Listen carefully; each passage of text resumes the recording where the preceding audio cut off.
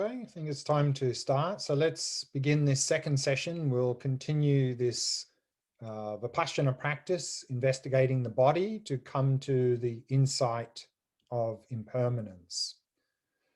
So this is the second of the 3 sessions that we'll be doing today. We'll continue the impermanence practice in the next session, and we'll go to looking at the focusing on the mind in the next session. In this session, we'll begin with a meditation. We'll do the same meditation as we did in the last session. That is, do the body scan, applying mindfulness to the body to come to the insight of impermanence. Following that, we'll begin with a short review of some of the main points of the last session. We'll continue then our discussion of the 4 noble truths, the 3rd and 4th noble truth. Then we'll look at impermanence, what it means, and then we'll go back to the practice, the Vipassana practice, investigating the body, coming to the insight of impermanence. So we'll do 2 of those meditations in this session, and then again finishing with some question answer. So let's begin with the meditation. So remember, we are applying mindfulness first to the body, and we are doing that to come to the first of the 3 insights, the insight into impermanence. We're doing the body scan, and we're doing it on the basis of the question, is there anything stable and unchanging anywhere in the body, or is everything we experience in the body changing moment by moment? So that's the question on the basis of which we are scanning the body. And so we are doing a direct observation, an empirical investigation, to see what is the actual reality of the body. So let's do that meditation now. So if you'd like to find a nice, comfortable posture, let's begin.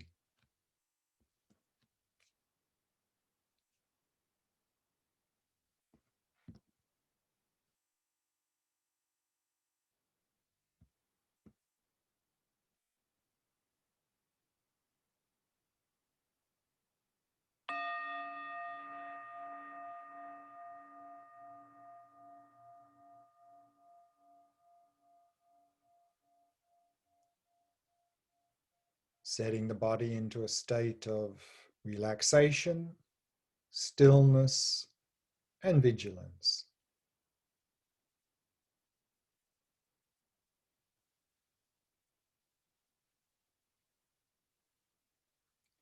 Using the out-breath to relax and release any tightness or tension in any part of the body.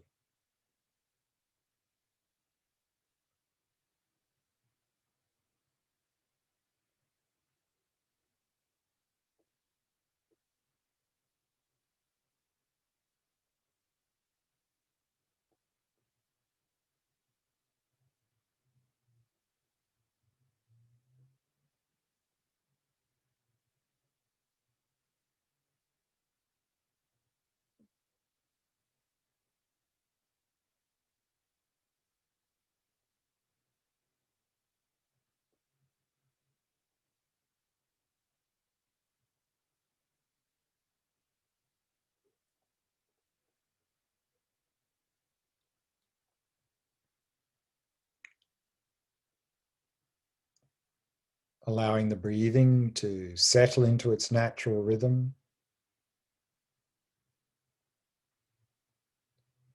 Simply allowing it to flow naturally and effortlessly.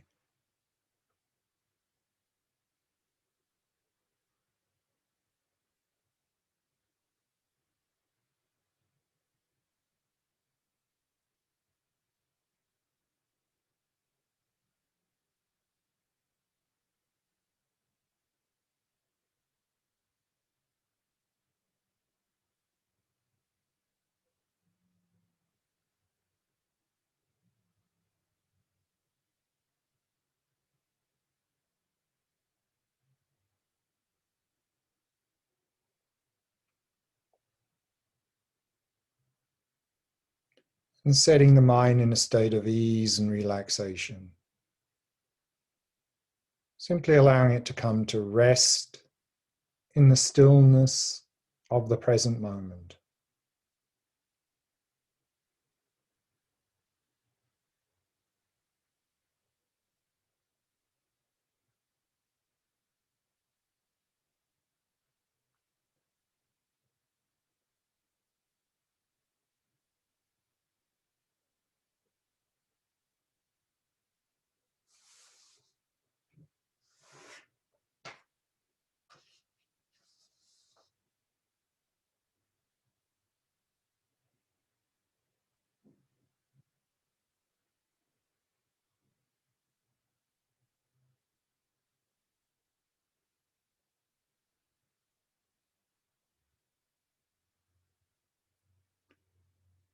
And then we can begin our Vipassana practice, applying mindfulness to the body, scanning the body to come to see the reality of the body on the basis of the question, is there anything stable and unchanging in the body?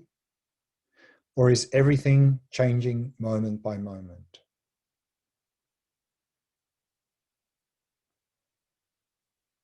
And so we can begin this investigation by scanning the body from the crown of our head to the soles of our feet. So bringing your attention to the crown of your head and noticing any sensations there.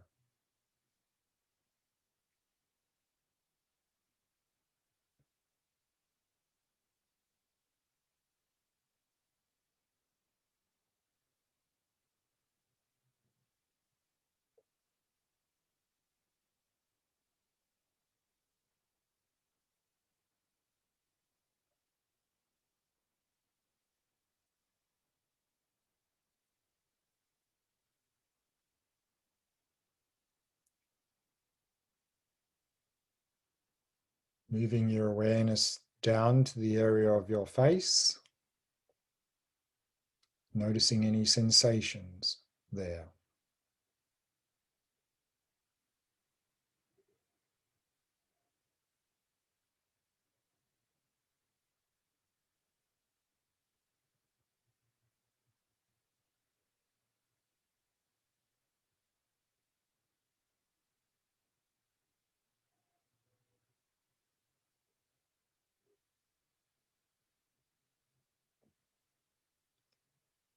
Moving the attention slowly around to the back of the head.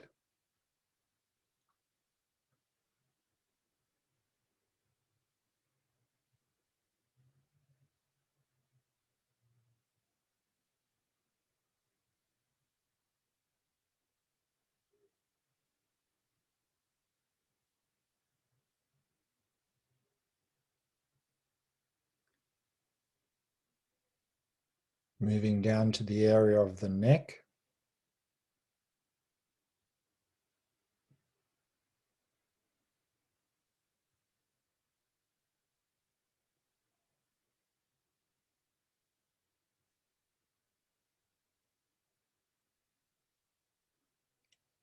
Across to the left shoulder.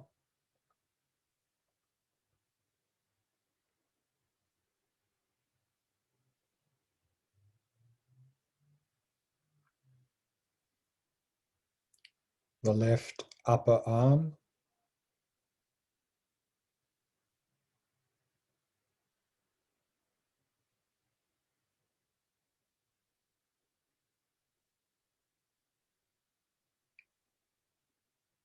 The left lower arm.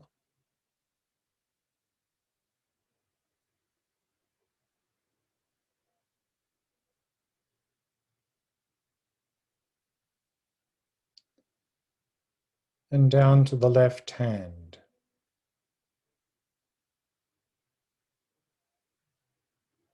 Right down to the fingertips.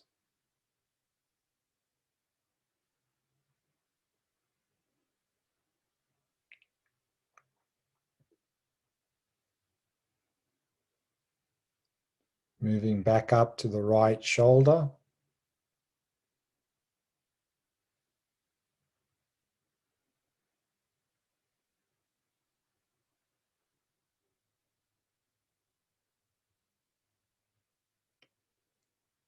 The right upper arm.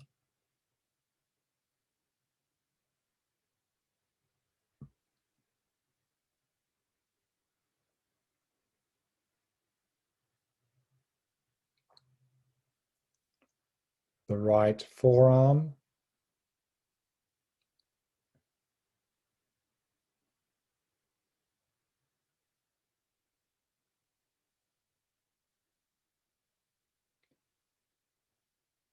Moving down to the right hand.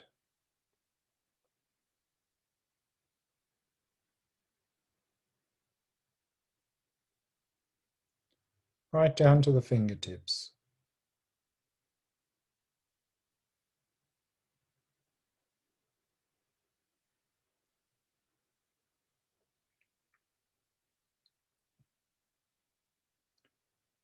Moving back up to the upper back area.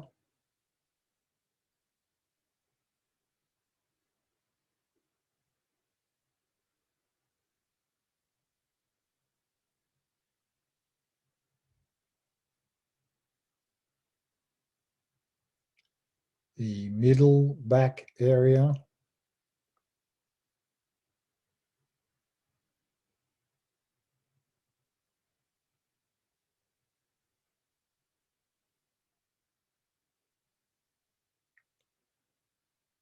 And moving slowly down to the lower back area.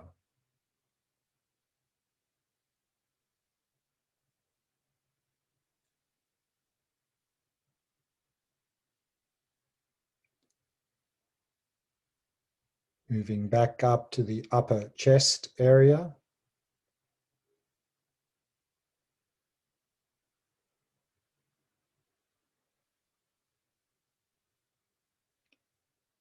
The middle chest area.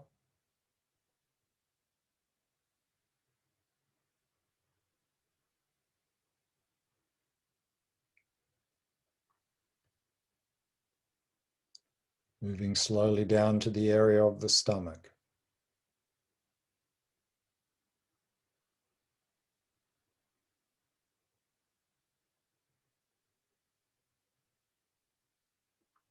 And down to the abdomen.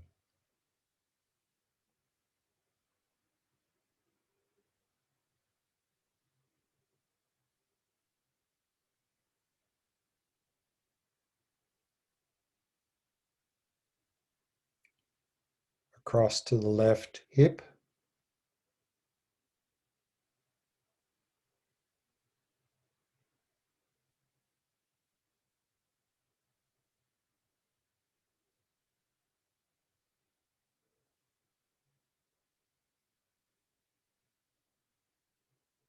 The left thigh.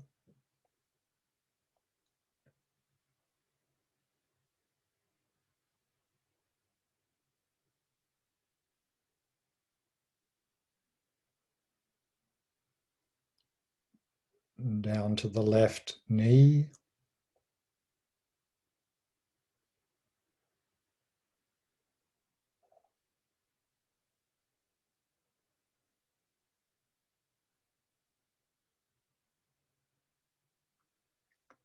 The left calf.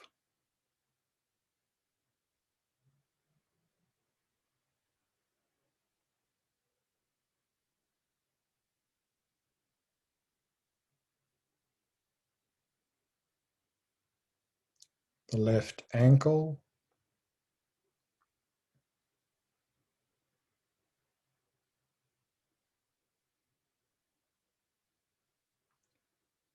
And down to the left foot.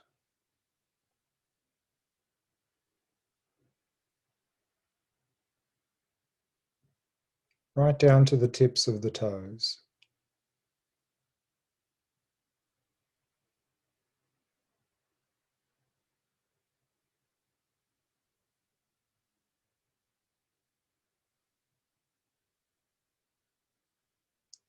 Back up to the right hip.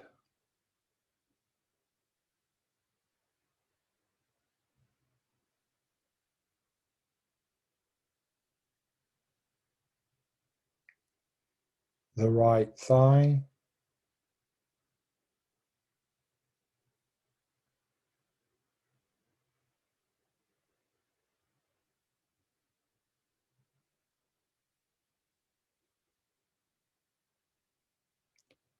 Moving slowly down to the right knee.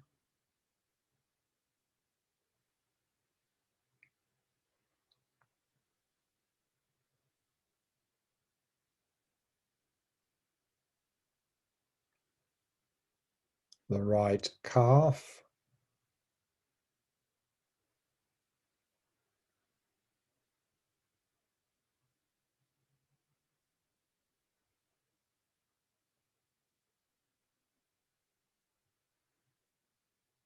The right ankle.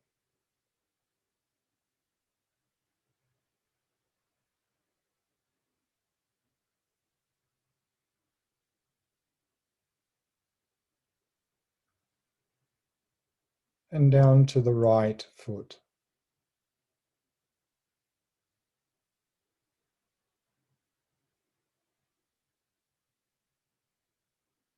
Right down to the tips of the toes.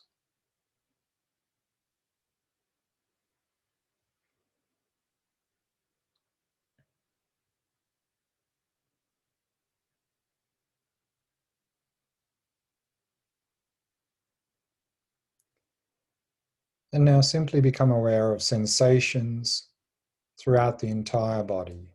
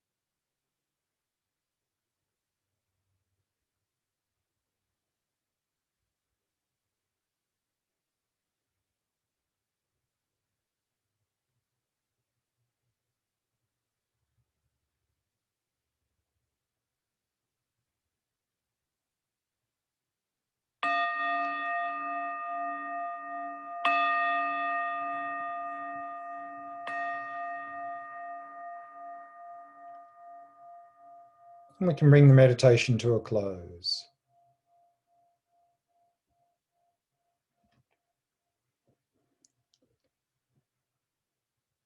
So we'll just begin with a short review. So this is a Vipassana retreat. Vipassana is the Sanskrit term, Vipassana is the Pali term. Literally, both of those mean higher seeing, seeing beyond. Often translated into English as insight or special insight. And so Vipassana practice is simply the practice of gaining insight into the nature of reality, to apply the mindfulness that we've cultivated in shamatha practice to gain these insights. And we saw there that Vipassana practice is very important because the Buddhist assertion is that the underlying source of our suffering is our mental afflictions, and that our mental afflictions come from our distorted view of reality. So therefore, this Vipassana practice of gaining insight into the nature of reality will help us to overcome our distorted views, thereby overcome our mental afflictions and suffering, and find that genuine happiness and inner well-being. So very important Vipassana practice. And we saw there are a number of ways in which we distort reality. The four that we're looking at in this and the next retreat is that we tend to see things which are changing as unchanging. We tend to see pleasure as happiness.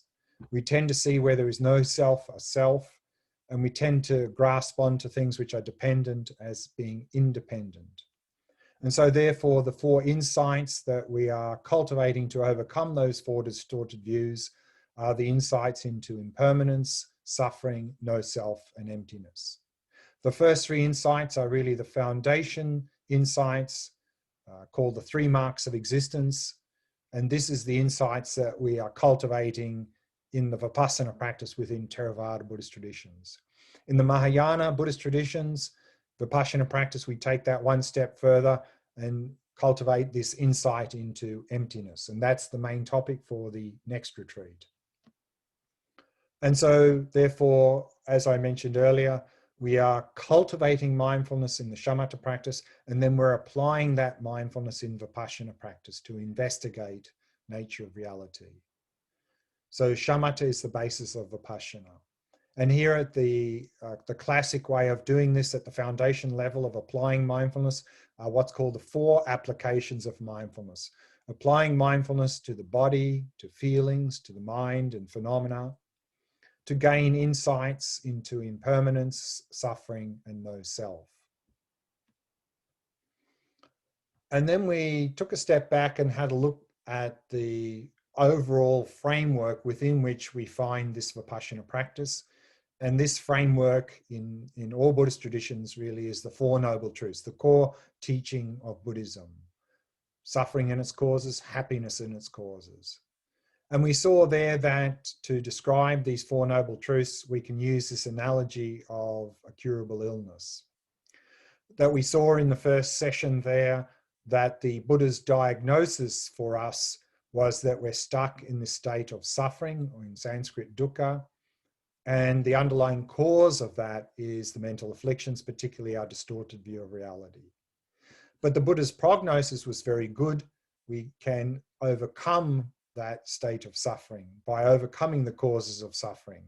We can achieve a healthy state, a cessation of all suffering and its causes. And the path leading to the cessation of suffering is the cure. What practices do we need to engage in to achieve that healthy state? So we saw there that part of the challenge with understanding the Four Noble Truths is simply terminology. But the first noble truth, often translated as suffering, can be misleading because this word dukkha has a much broader meaning than what we normally associate with the word suffering. That not only is the human condition such that we do in fact have unpleasant, painful experiences, we have pleasant ones as well, but underlying both of those, we have this what's called all-pervasive dukkha, this potential for suffering to arise in our life. It's always there, that potential. So that is really the deepest understanding of the condition that we find ourselves in. This potential for suffering to arise is always there. Why are we in that state of dukkha? Because of the mental afflictions. And we can condense all mental afflictions down to these three poisons of ignorance, attachment, and aversion. Ignorance here is our distorted view of reality. Here in the Four Noble Truths at the foundation level, the first three types of ignorance: grasping onto things which are changing as unchanging, grasping onto pleasure as happiness, and grasping onto where there's no self, grasping as self. And so the Buddha's diagnosis for us is that we're stuck in the state of suffering due to the mental afflictions, particularly due to our distorted view of reality. And that we're cycling life after life in this state. And that is called samsara, or cyclic existence. So that now brings us to the third and fourth of the Four Noble Truths. So the third Noble Truth, truth of cessation, in Sanskrit and Pali is nirodha. And so this is the Buddha's prognosis for us, is that the Buddha's prognosis is that we're able to achieve a complete liberation from suffering and its causes. And that state of freedom in Sanskrit is often referred to as nirvana, and in Pali, nibbana. So here the word nirvana, and nirvana is not a place, just like samsara is not a place. It's not like this is samsara, and when we achieve liberation, we go off into some place over the mountain on some cloud there. It's called nirvana. So samsara and nirvana are not places. Samsara and nirvana are a state of mind. If our mind is contaminated by mental afflictions, we're in samsara. If we liberate our mind from the mental afflictions, then we're in nirvana. So the word nirvana, the etymology is the nir prefix means fully, va can mean to blow or to cool, and na is the act of.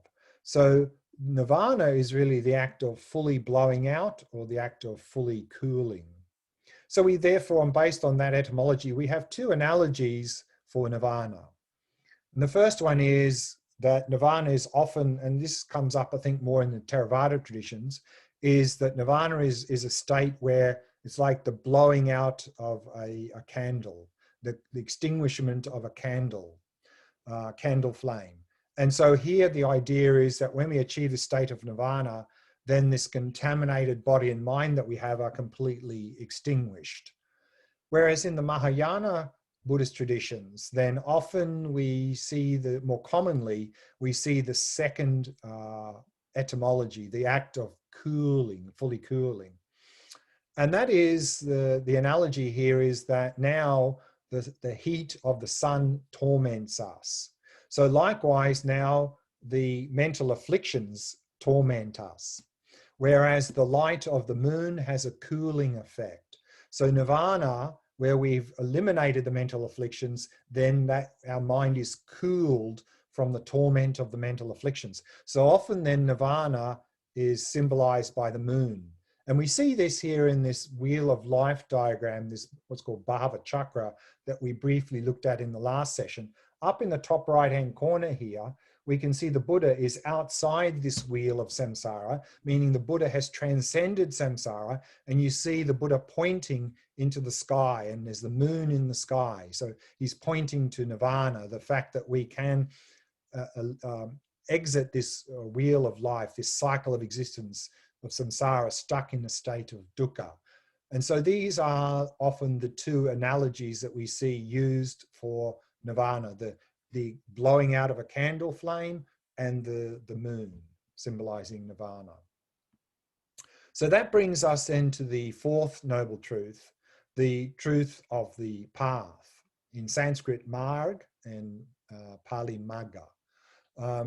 And so here in the Four Noble Truths, when the truth of the path is explained, the most common presentation we see is what's this noble eightfold path. This is the cure, that if we engage in these 8 practices, we can be cured, we can achieve liberation from suffering, we can achieve nirvana. And so let's briefly go through these 8. The first is right view. And so this is view of reality. And so this is in terms of gaining insight into these 3 marks of existence, into impermanence, suffering, and no self. Right thought, sometimes translated as right intention, is in terms of intention to engage in virtuous activities and intention to give up non-virtuous behavior. And then right speech is not lying, not deceiving, and so forth. Right action is not stealing and not killing, and so right action, not stealing, and so forth. And then right livelihood, not killing, any livelihood to do with killing, and so forth. Right effort is in terms of decreasing negative actions and increasing positive actions, putting effort into those 2 actions, decrease the negative and increase the positive. Right mindfulness is simply being mindful with our body, with our speech, and with our mind. And then right concentration is the shamatha practice, to cultivate this single pointed concentration. So this is the Noble Eightfold Path. And these Eightfold Path can be condensed into these 3 core areas of practice called the 3 higher trainings. So right speech, right action, right livelihood can be all condensed as ethics. In Sanskrit is shila. And the core of ethics here is simply avoiding harmful behavior. And then right effort, right mindfulness, and right concentration can be all subsumed as concentration, or in Sanskrit, samadhi. And so this is the shamatha practice, to practice of cultivating mindfulness, of cultivating a calm, clear, focused mind. Often in the Theravada traditions, when they talk about this concentration or samadhi practice, you won't often hear them use the word shamatha. They'll rather use the word jhana. So jhana is another level of concentration. So they often say they're doing jhana practice, whereas in the Mahayana Buddhist traditions, they say we're doing shamatha practice if we're doing the concentration practice. And then right view and right thought can be subsumed as wisdom. Wisdom in Sanskrit is prajna, in Pali, panya. And so here wisdom, of course, is the vipassana or vipassana practice. Vipassana, the Sanskrit term, vipassana, the Pali term. So what we see here is that these Noble Eightfold Path can be condensed into these 3 core areas of practice. And so what we find is that in all Buddhist traditions, we have these 3 core areas of practice. That first, on the basis of ethics, we engage in the concentration practice, the shamatha practice, cultivating mindfulness, developing single-pointed concentration. And then we apply that mindfulness in the wisdom practice to gain insight into the nature of reality. And so that brings us to the first of the 3 marks of existence, that of impermanence. And here impermanence in Sanskrit is anitya, and in Pali anicca. And as I mentioned earlier, This literally means changing. So we need to keep this in mind, because often when we use the word permanent and impermanent in daily life, normally we use the word permanent to mean something lasting forever, or at least a long time. And impermanent is something that doesn't last very long. Whereas here, that's not really the meaning of impermanence, particularly what's called subtle impermanence. So it literally means change. So permanent, and what's translated as permanent and impermanent is literally changing and unchanging. So they're not really talking about how long things last. We can talk about coarse impermanence, which is a little bit like that in terms of things coming to an end. But here, when we talk about gaining an insight to impermanence, we're really talking about subtle impermanence. We're talking about coming to an insight that things are changing moment by moment. But then you might ask, well, why do we need to do this practice, this meditation? Because we already know and accept this. We already know and accept that everything's changing moment by moment. I mean, certainly at the physical world level, science has, I think, conclusively proven that everything we experience is changing moment by moment. We know that. So why do we need to do this practice? The reason is, of course, is that our behavior is not driven by our intellectual understanding. Our behavior is driven by our instinctive habits. So even though intellectually we may accept that everything around us is changing moment by moment, that's not how we instinctively see things. We tend to instinctively see things as they're quite stable and not really changing much at all. And so to highlight this, I like to use this analogy of the person in the middle of the river. And so the analogy is that we have the river of life, and we're a person in the middle of the river of life, the flowing river of life. And now what we tend to do is when something nice flows past us in our life, we try and grab hold of it. We try and hold on to it. And of course, we can't do that. And it takes a lot of effort, and we just get frustrated when it slips through our hands. So that's a little bit like trying to hold on to the flow of the water in the river. It's going to be hard work, and we're not really going to enjoy it. So we're going to be fighting against the flow, trying to hold on to things which by nature are changing and flowing. So rather, if we come to an insight into impermanence, rather than trying to grab onto things, nice things that flow past us in our life and try and hold on to them and just get frustrated and exhausted and suffer a lot, then when we come to an insight into impermanence, we'll be more like a person in a kayak with a paddle of mindfulness, using mindfulness to flow with the river of life, to navigate along the river of life and enjoy the ride. So we'll be much more in harmony with the flow of life rather than fighting against it. So actually, impermanence is good news. We often tend to think impermanence is bad news because we want things which are impermanent to last, and they can't, they won't last.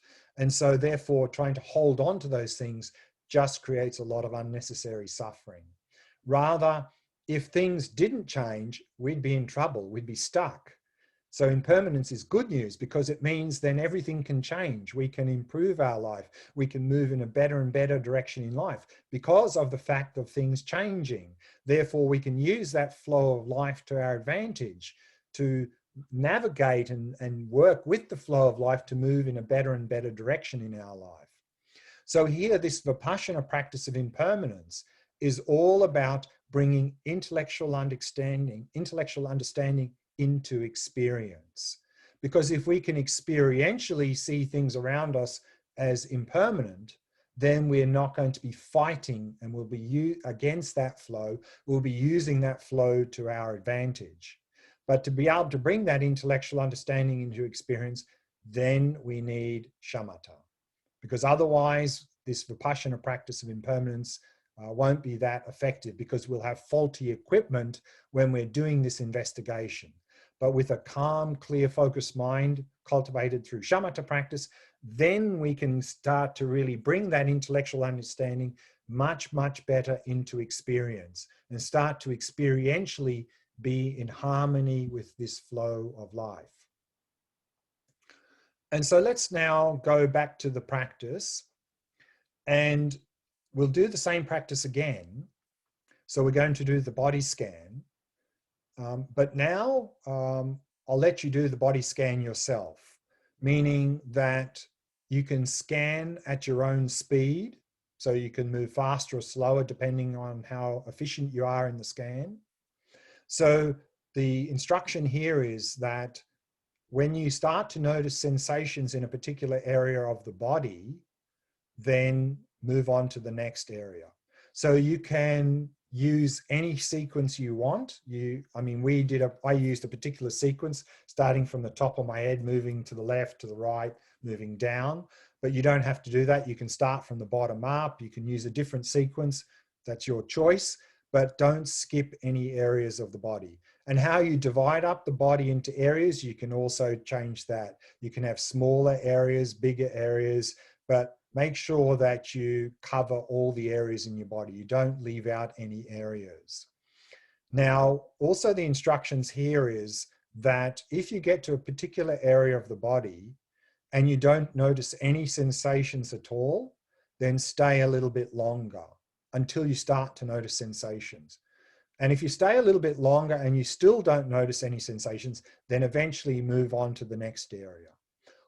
And the other instruction is that if you get to a particular area of the body and there's very strong sensations there, also stay a little bit longer and see if that strong sensation changes, and then move on again after that.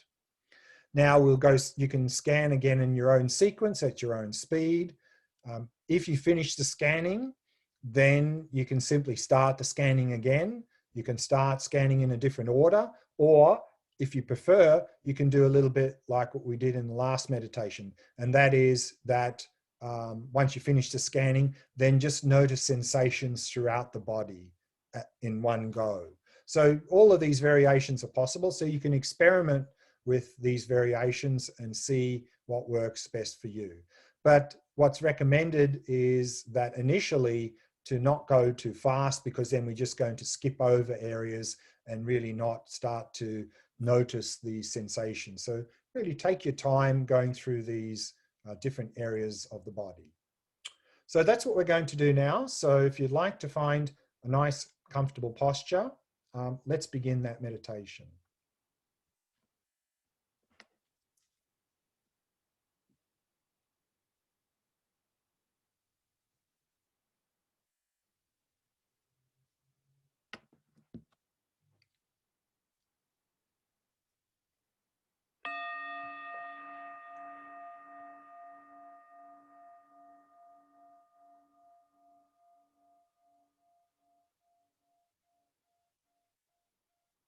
We begin by preparing the body. So keeping the back nice and straight. And at the same time, allow the entire body to become completely relaxed, completely at ease.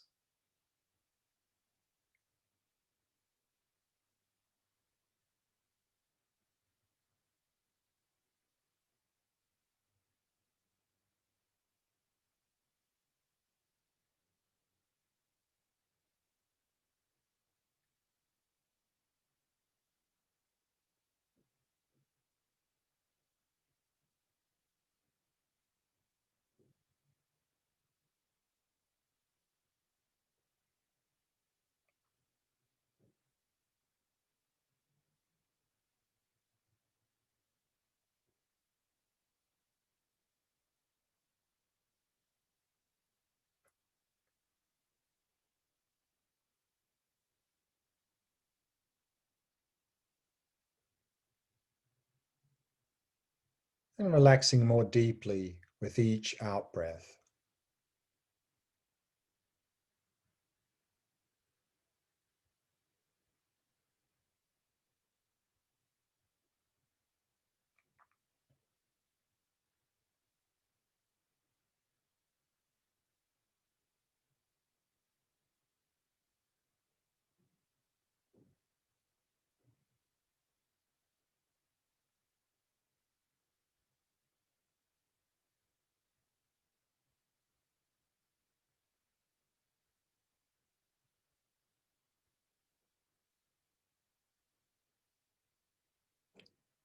And with each out breath, letting go of any thoughts that may have arisen, happily releasing them.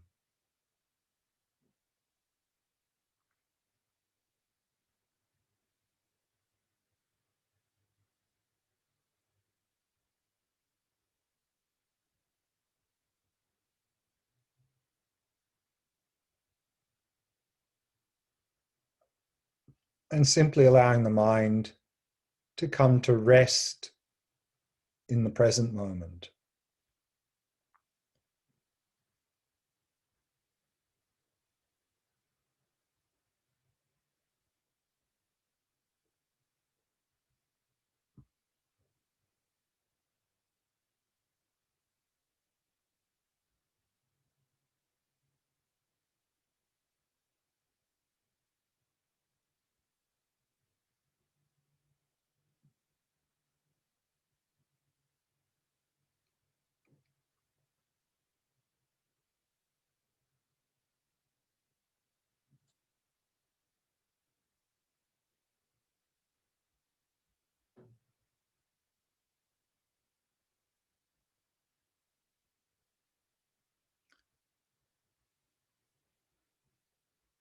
And then we can begin our Vipassana practice of applying mindfulness to the body to come to the insight of impermanence.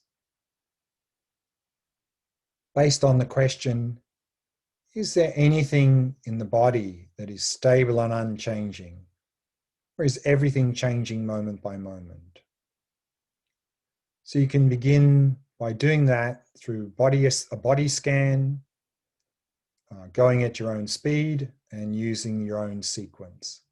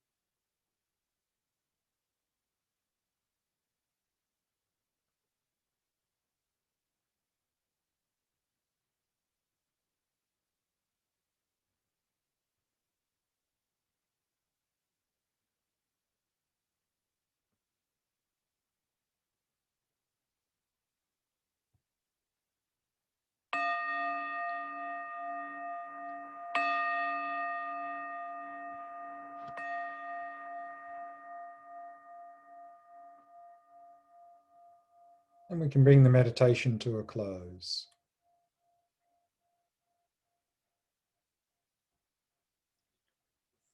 So that brings us to some time for question answer. So anyone has any questions, either again, put it in the chat, or if you prefer to ask directly, you can switch on your webcam and your mic and ask away.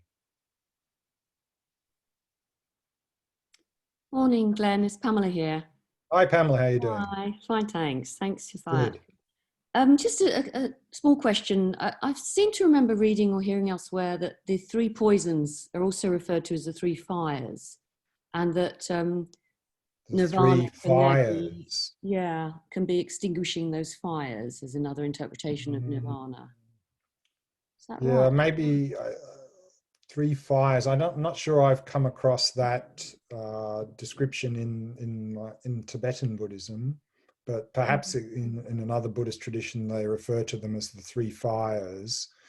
But I haven't heard that. Okay, thanks. No. Okay, that's it. Yeah, that was. I was just curious if Yeah, maybe I fires, three misunderstood fires. that. Yeah, I mean, again, of course, the mental afflictions torment us, so it would be appropriate to call them the three fires, but I don't think I've seen that presentation, certainly in Tibetan Buddhism. It may exist, but I've not heard it. Right. Okay, thanks. Sure. Any other questions? Hey, hi Glenn, this is Atul. Atul, hi. Hi. Thanks for that session. So my question was about the fact that when I observed my body empirically without putting any intellectual layers, there were sensations, but there was no feeling of anything changing. So it just felt silent and still. And the areas where I did sense something changing was where, let's say, my pulse was felt. So in the neck, you can feel the throbbing of the pulse, or in the calf muscles, and so on. And that's more of a physiological thing, really, right? So I just wanted to, what does one make of this experience where nothing is really changing, however intently one looks at the body part or Um, whatever? So yeah, I mean, you could say what's not changing is the fact that there's sensations there, that there's always sensations there. But that's not what we're asking. We're asking each of those sensations, is that stable and static? Or if we look, because now when we look, if we don't actually look very closely, if we just sort of don't really look at all, when we have just a sense of body, doesn't that instinctive sense of body often feel to be actually just one thing, body? And doesn't it seem like it's a sort of stable blob? I mean, if we the more close we look, does that hold? Does our instinctive sense of a single solid, fairly stable body, is that reality? So if we look more closely at that, and we don't have to look very closely to see, well, actually, it's not a single thing here. There's lots of parts here. There's a head and there's a torso, there's arms and legs, and that's not even really looking very closely. And then but each of those things may seem like, there's a solid head here, a solid arm and a solid leg, and pretty static sort of thing. But then if we look even closer, if we zoom in, zero in on the head, which seems to be a solid, unchanging thing, what do we notice? If we look closely, we notice sort of all these sort of tingling and things happening in the head area. So that's already breaking down the sense that it's not really changing. And so basically what we find is that the closer we look, the more, I mean, it's the same with everything. The closer that we look at everything, the more clearly it becomes. I mean, assuming we're looking clearly, but the closer we look, the more accurate we see reality. And so therefore here, that's why shamatha practice is so important with this Vipassana practice. Because if we haven't done shamatha practice and we haven't got the ability to really look very closely because our focus is very poor, then we'll do a scan and we'll go, yeah, okay, there's a solid body here, so what? You know, and so we won't get to any insights because we're not able to look closely. But that's why if you get to a part of the body, that was sort of the instruction there. Like, let's say you go to the upper arm and you sort of pay your attention there, but you don't really notice anything. You sort of vaguely notice there's an arm there or something, but it seems you can't really notice anything. Then just stay there and pay closer and closer attention and see what you see. And if you really pay close attention with a very clear mind, what you're going to notice is all this sort of tingling, vibration, heat.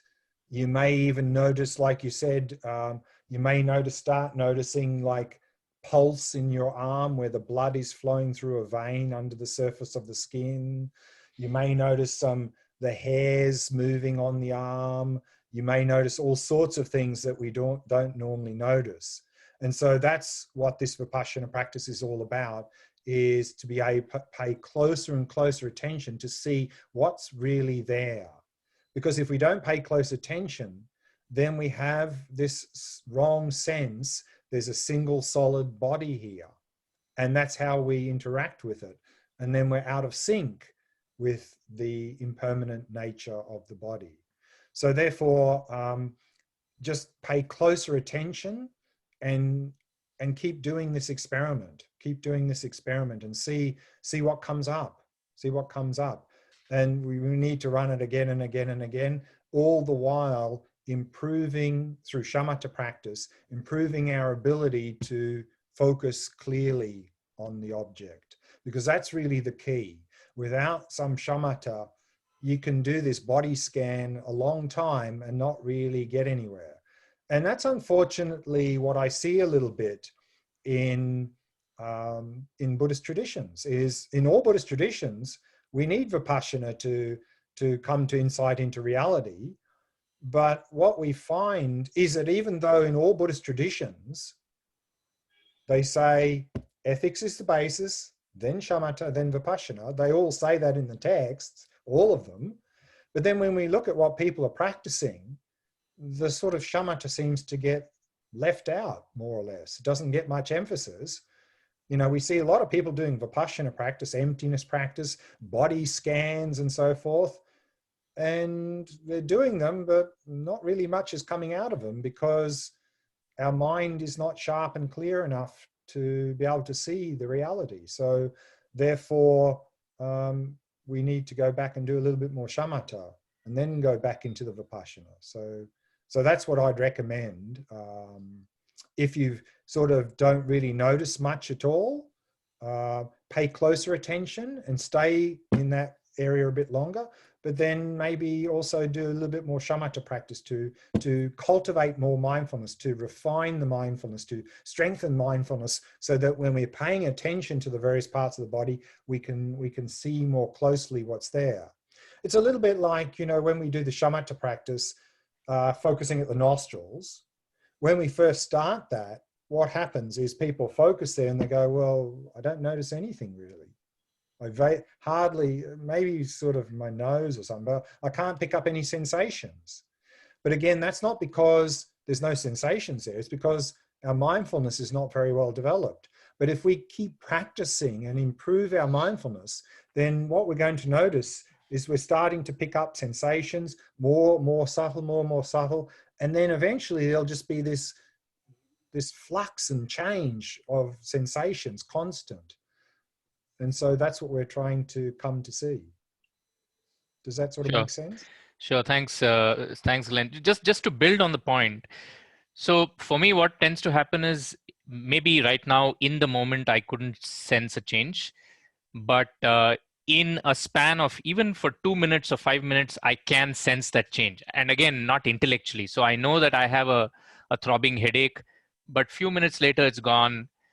Maybe 10 minutes later, there is some other sensation. So in that sense, there is an understanding at a more basic level, but moment by moment, maybe one needs to cultivate. Correct. That's it. That's right. That's a little bit more the coarse mindfulness of things coming to an end over a longer period of time. And like you said, we don't need to have very fine concentration to notice that. It's more obvious, but this is less obvious because it's happening at a more subtle level. And this is really where the insight we'll have, and we'll talk about this in the next session, where if we can start to gain this sort of insight, it's going to have a dramatic positive impact on our life. And what that impact will be, we'll look at in the next session. Sure. Thanks, Glenn. Thanks. Sure. We've still got time for at least 1 or 2 more questions. Maybe if there's any in the chat. Is there any in the chat, Daniel? Yes, there's one question. Sure. Glenn, I was wondering, while at the end of the body scanning, when you say to observe the sensations of the body, in general, I always end up feeling my heart beating, nothing else. Mm-hmm. Mm-hmm. Good. So, I said that there was a few options once you've scanned. I mean, the normal instruction, of course, is once you finish your scan, go back to the start and keep scanning. So just doing multiple scans in one session. But what I said was that alternatively, what you can do, and this might be helpful, is that you might like to do this as well, is at the start of the meditation session, before you start the scan, just notice the whole body and see how much you can pick up in terms of sensations, just very briefly. And probably you won't pick up too much. Then do the scan very thoroughly, and then go back and do the same thing again. Just look at the whole body again and see if you notice any difference between before the scan and after the scan. And you may find that after the scan, like I said, you may find you notice the heart beating very strongly, which you didn't really notice that before. You may notice some pulse in the neck. You may notice some tingling around the eyes or on the forehead or so forth. You may start to pick up these things. And so this is really a sign that we're due to the paying close attention, we're now noticing things that we didn't notice before. Okay. Great. Then there's one more question in the chat. Sure. Glenn, would it be helpful to do more shamatha using the body as the object of focus? Right. Yeah, very good question. In general, shamatha is the basis of vipassana. And depending on the type of vipassana practice you're doing, that may have an effect or on what object you should focus on in the shamatha. So for this sort of approach in vipassana, where we're going through the sort of the physical body scan, then it would make sense to focus on, say, the breath as the object for shamatha, because you're paying attention in the body in both of those. Similarly, what we find is that in Dzogchen Mahamudra traditions, where vipassana practice is mainly about nature of mind, coming to investigate the nature of the mind, then generally in those traditions, it's recommended to do the shamatha practice observing the mind, because we're using the same object for shamatha vipassana.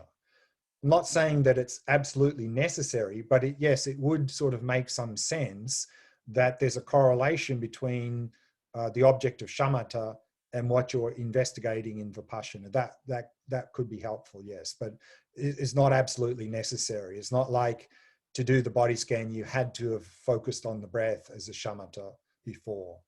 But it may help a little bit in that regard, yes, because we're focusing on the same type of object.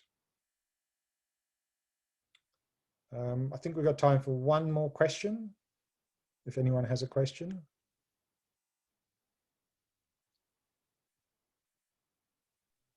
Maybe I actually have a question. Sure.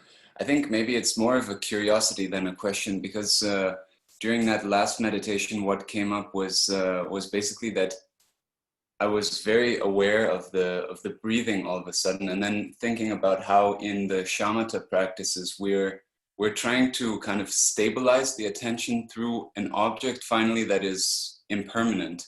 And I'm just wondering if you could maybe say a little bit about drawing kind of the parallels between those two practices, because it seems not really contradictory, but there's some sort of a funny correlation going on there where we want to sharpen our attention and kind of gain a somewhat permanent focus on an object that is impermanent. Mm-hmm, mm-hmm. But there's the breath. It's, I mean, every sense object is impermanent. Everyone. And also all the events in the mind are all impermanent. So the objects that we're using for shamatha are all impermanent. Not saying that all shamatha objects have to be impermanent, but generally these sort of objects, they're impermanent, but there's a continuity to them. You know, there's a continuity of the breath. So, you know, even if we cut the breath down, you know, when in between the in breath and the out breath, there's a little gap. And then, for example, if you're focusing here, there's no movement of air during that gap, but there's still sensations here. Mm. And likewise, if we're observing the mind, there may be a gap between when one thought finishes and the next thought starts, but we're still, that gap, that's still the mind is there, the space of the mind. So you're paying attention to that. So even though the objects that we're focusing on are changing, there is a continuity, or we're, of course, we're trying to maintain a continuity of attention on the object. So even though, like I said, even though there's no thought there, there's still continuity of attention because we're paying attention to the space of the mind. And similarly here, even though there's no movement of breath in that little gap, we're still paying attention to the sensation here. So there is a continuity of attention. Mm. And of course, the mind that we are using to observe is also impermanent as well. Yeah, I guess I just thought it was quite curious that on one hand, we're trying to release this grasping towards impermanent objects, which we keep on kind of relentlessly chasing after. And on the other hand, we're trying to cultivate a mindfulness and to a point where we can call it stable, but then where do we draw? Stable doesn't mean unchanging. Stable just means able to watch the flow, able to watch that flow of the body, the flow of the mind. That's all. Okay, perfect. Thank you. Okay. Okay, it's time for a break now. So let's take another break. Oh, there was a question. Sorry, Mikkel. Did you have a question? Yes, sorry. It was, I don't know, question, comment, but I just, would it be right to say, you know, what we just did with these practices in a way could be said to be continued awareness with a moving object? You know, I feel like it's like a stream of awareness, you know, going with the body and really taking my time to go into it and staying there. And I find that every time I lose it, it's because I start to think about something, or I remember another teacher, Mary Reeve, she said, you know, when you do shamatha, one of the big pits you can fall into is instead of actually feeling that and really having your consciousness in that part of the body, you can create an image inside and then reflect on the image instead of actually feeling into it, you know? Sure. So for me, it's really, it's sensitivity training in a way, which is really a practice that I have spent years practicing. And in a way, I think that yoga is a kind of shamatha training, you know, standing in a posture in a long time, being able to stand there, feel the body. And I get this thing sometimes that if I really get into a part of my body and stay there for a little while, it will, like, sometimes say with my shoulders, I'll feel the tension that's in there. And if I really give it attention directly, the shoulder will go, you know, it will kind of release itself. Exactly. And exactly, we're coming to see reality as it is, stripping away all the things we superimpose on that. And that's the whole purpose of this Vipassana practice, is to strip away all the stuff, that conceptual stuff we lay on top of reality that just leads into trouble, leads us into reacting, mental afflictions and suffering. And so by looking closely, we can strip that away. And then often if we've laid on a lot of projections and stuff, stripping that away can give a big release in terms of stripping all of that away. So yeah, absolutely. And so that's why it's very helpful in Vipassana to start with the body, because the body is a non-conceptual space. And so by focusing on that, it helps us to more easily get out of those projections that we put into it. Whereas if we're focusing on the mind, that is still a conceptual space. So it's a little bit easier to just get caught up in the conceptuality and projections. Whereas the body, because it's a non-conceptual space, then we can more easily strip away all of that projections and conceptuality. And so that's why it's always good to start with the body. Yeah, and I mean, so many things we do in especially in a Western lifestyle can actually, for me, be seen as a form of dissociation from whatever trauma, pain, suffering we carry in our bodies. So it's a long homecoming in that sense, I think. Exactly. My experience. Yeah, so I think for many of us in the modern world, for both shamatha and vipassana, the body is going to be very helpful for these reasons. Very helpful. Okay, let's take a break there. So we've got, again, about a 25-minute break. We'll come back at 12:30 Central European time, and we'll continue with the impermanence practice. And I want to look at the mind and give a little bit of a talk about what are we looking at here, when we mean the mind, and a couple of other topics as well. So that's coming up next. So let's take a break now, 25 minutes, and I'll see you back in 25 minutes time.